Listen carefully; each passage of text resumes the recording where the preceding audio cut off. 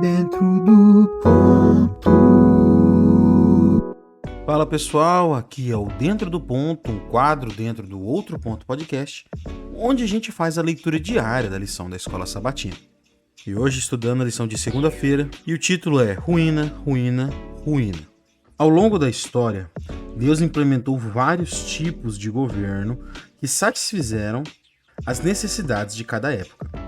Deus usou seu servo Moisés para estabelecer Israel como teocracia, que pode ser definida como uma forma de governo na qual todos os assuntos humanos, sejam temporais ou espirituais, civis ou religiosos, estão unidos sob o controle de Deus.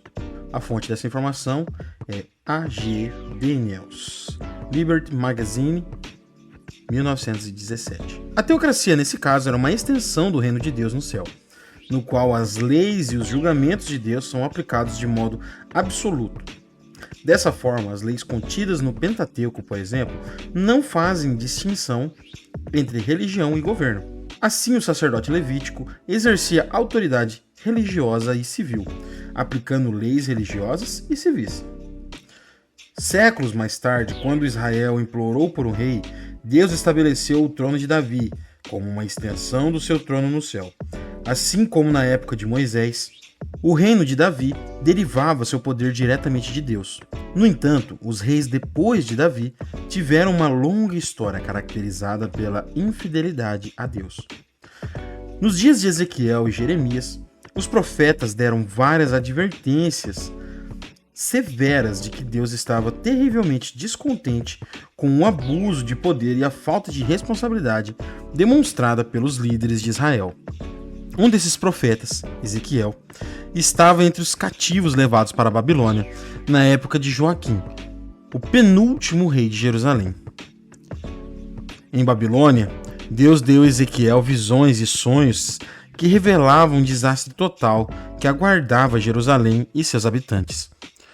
Como os líderes eram os principais responsáveis pela infidelidade do povo, o juízo divino se destinou em primeiro lugar contra eles.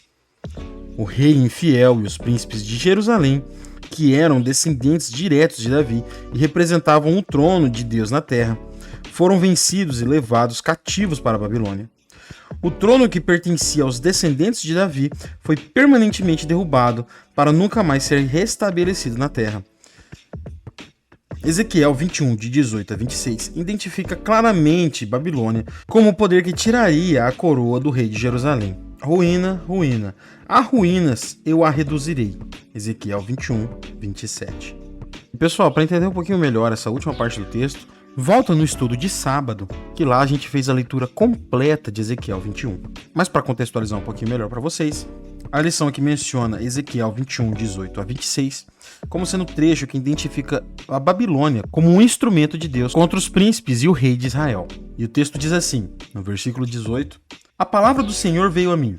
Quanto a você, filho do homem, trace as duas estradas que a espada do rei da Babilônia deve seguir. As duas partindo da mesma terra. Em cada uma delas, coloque um marco indicando o rumo de uma cidade. Trace uma espada que leve a estrada contra Rabá dos Amonitas, e a outra contra Judá e contra Jerusalém fortificada. Pois o rei da Babilônia parará no local de onde partem as duas estradas para praticar adivinhações. E ele lançará sorte com flechas, consultará os ídolos da família e examinará um fígado. Pela sua mão direita será sorteada Jerusalém, onde deverá preparar arietes, dar ordens para a matança, soar o grito de guerra, montar arietes contra as portas, construir uma rampa de obras de cerco. Assim parecerá um falso presságio aos judeus, que tinham feito uma aliança com juramento, mas o rei invasor os fará recordar a sua culpa e os levará prisioneiros. Portanto, assim diz o soberano Senhor, visto que vocês trouxeram à lembrança a sua iniquidade, mediante rebelião ostensiva, revelando os seus pecados em todo o que fazem, vão ser levados prisioneiros. Ó profano e ímpio, príncipe de Israel, o seu dia chegou, um tempo em que a iniquidade terá fim. E assim diz o soberano Senhor, tire o turbante e a coroa, não será como antes. Os humildes serão exaltados e os exaltados serão humilhados. E aí, para fechar, o versículo 27, também mencionado no final da lição. Ruína, ruína, eu farei dela uma ruína. Não será restaurada enquanto não vier aquele a quem ela pertence por direito. Eu a darei a ele.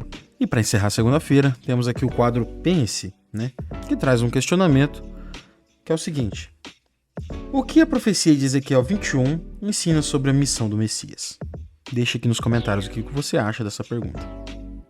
Bom, pessoal, esse foi mais um Dentro do Ponto, a sua leitura diária da lição da Escola Sabatina Jovem. E para mais conteúdos como esse, já se inscreve aqui no canal, ativa o sininho, deixa um comentário para a gente interagir com vocês. Siga-nos também nas nossas outras redes sociais, como Instagram, Facebook, TikTok, Amazon Music, Google Podcast. E para um estudo e um comentário mais completo da lição da Escola Sabatina, fique de olho no nosso programa semanal, o Outro Ponto Podcast. Até a próxima.